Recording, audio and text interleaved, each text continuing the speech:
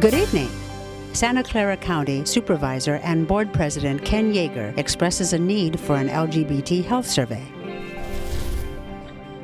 A theater company that casts physically and cerebrally disabled actors.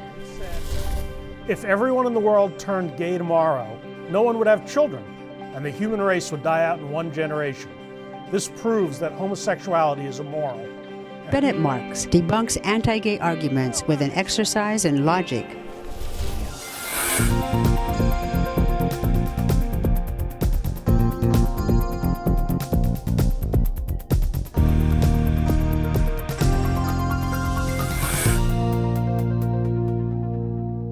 And welcome to the November 2013 edition of Outlook Video, your nationally recognized, award-winning news magazine for LGBT communities. I'm Roberta Gonzalez-Gregg. And I'm Tom Smith. Roberta was at Oakland Pride in September, where she was able to interview both the founder of Oakland Pride and Oakland City Mayor Quan.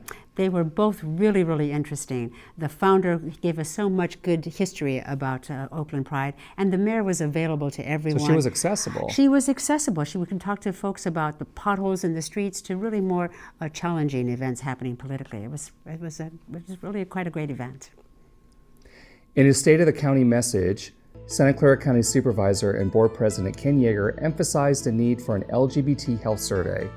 Ajay Sellers recently interviewed Ken to find out how the survey is going and what the county hopes to do with the information.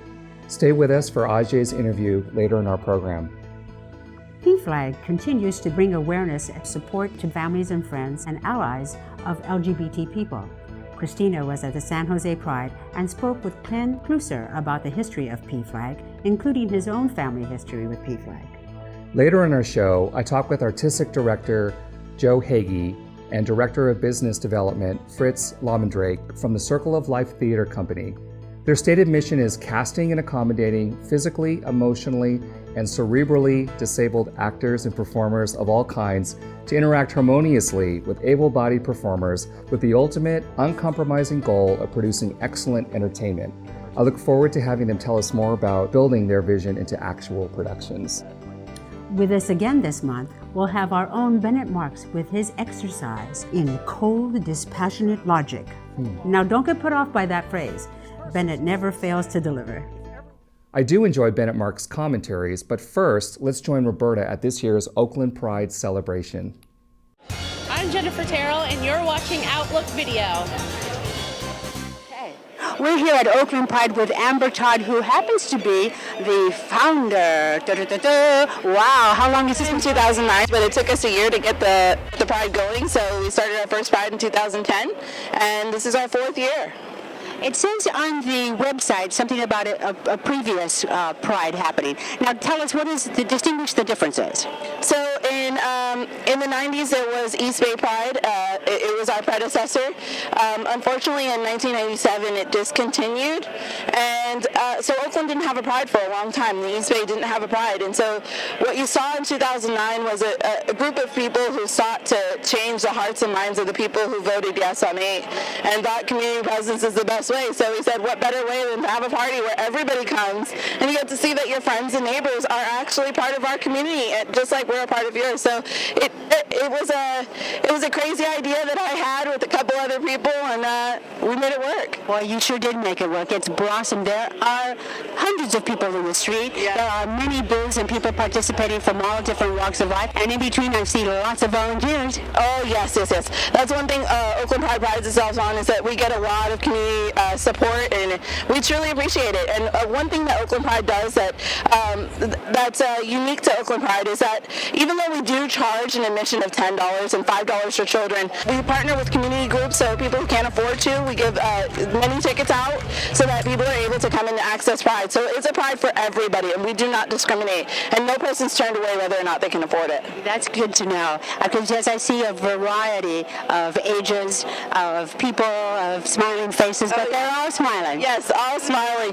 Yes, family friendly, and I say that with the caveat that family families can look like anything. It doesn't have to be families with children. It could be families with pets. It could be, families with elders, moms and dads that are in the community or not in the community. I mean, it's really whatever your family looks like, it's welcome here. That's really great to know. How about the future? What do you see coming down the road a while? So what we're pushing for is our 5th year anniversary, and we're really looking forward to possibly incorporating a parade. I mean, it's definitely a large incorporation for us, but we're hopeful for it, and we think the city loves us, and the fact that they come on as major sponsors, I mean, our mayor is amazing to us, so we're excited, and we're hoping that that's something we may be able to incorporate in year 5. Terrific. Well, we wish you all the best for a successful Pride, and so far, so good. So far, so good. Happy Pride, everybody. Happy Pride, everyone. We're here with Mayor Quan of Oakland and the city of Oakland. Thank you so very much. I was just reading that it says Mayor Quan stands with the LGBT community. Well, I've been in public service for a long time, so Oakland is a city that is now probably the epicenter of the largest LGBTQ family population in the United States, and so we are in a situation where a lot of our LGBTQ members are really sort of integrated into the city, and we don't traditionally have the traditional clubs or separate organizations. We have people who are LGBTQ who have been PTA presidents for over 2 decades, who own businesses, who lead business improvement districts.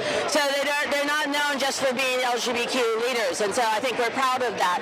But on the other hand, this festival allows the people, particularly in the East Bay, to have a chance to come together and celebrate that community, whether or not you're a member or not, that everybody should be very proud of Oakland's diversity and are breaking a lot of barriers and taboos and celebrating the community, whether you're LGBT or not.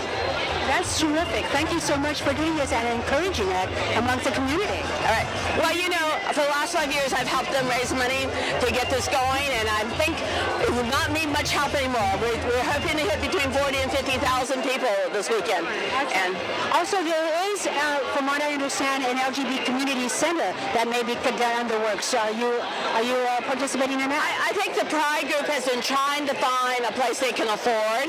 Getting this LGBT process and festival going and bringing the East Bay community to step one. It is a big endeavor and obviously a very successful one. Thank you, Mayor, for being a part of that. Thank you. Thank you. All right. Thanks.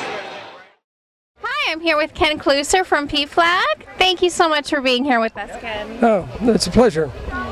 Can you tell us more about your organization and what you're doing here today? We're so excited that you're here. Okay, well, PFLAG is Parents, Families, and Friends of Lesbians and Gays. I'm the president of the Peninsula and San Jose chapter of PFLAG. We have about 140 memberships in our chapter, and that's roughly about 200 members if you count the family memberships as individuals. So we have about 200 members in our chapter.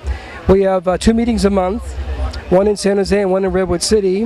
We've been meeting in the same church in San Jose now for 27 and a half years. And we meet in Redwood City at the Sequoia High School District Building. And what we do basically is provide support for parents, families, and friends of lesbians and gays. A lot of the support we provide is for parents who just found out they have a lesbian daughter or a gay son or a transsexual kid. So we provide support mostly in the form of discussion groups. We also have speakers, so in addition to support, we provide education, like we're doing here today. We have a lot of brochures and booklets and pamphlets. And then we also do advocacy. We work for things like equal marriage rights, etc., for gays and lesbians. Now, the National PFLAG was started in, my wife and I were married in 71, so it had to be 72. So 72 is when National PFLAG started, and that was started in New York City. And so PFLAG's been around since 1972, but our particular chapter has been around for about 27 and a half years. Wow, that's great. So much history. What a wonderful organization, and you're so involved. So PFLAG is actually, it's actually a lot of fun what we do, but it's also quite serious what we do, because we actually have, at each meeting we actually have parents who come oftentimes for the first or second meeting.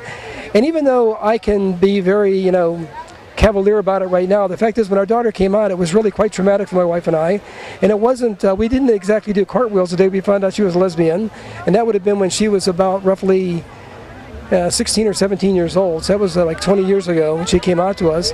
So what we do mostly that's really significant is we actually keep families together. we've had families come to us. The parents, sometimes the kids come to us first. A lot of times the parents come to us first. And a family, people come to us who say that they have no problem with gays or lesbians at all until they found out that their own daughter was lesbian, their own son was gay, and then they have to really rethink things. And so, one of the main things we do, I hate to brag about it this way, but we've actually had people come to us who said they were on the verge of a divorce until they came to PFLAG. So we actually do keep families together. It's quite, so what we do is quite significant sometimes, you know. And of course, not every parent needs us. Some parents are totally cool with, having a LGBT kid, but for the parents that need us, we're there, and for the kids that need us, we're there. That's about it, yeah. Oh, what a wonderful organization. Thank you so much for being here and for all of your support and coming full circle from 20 years ago back to being here today. It's been a great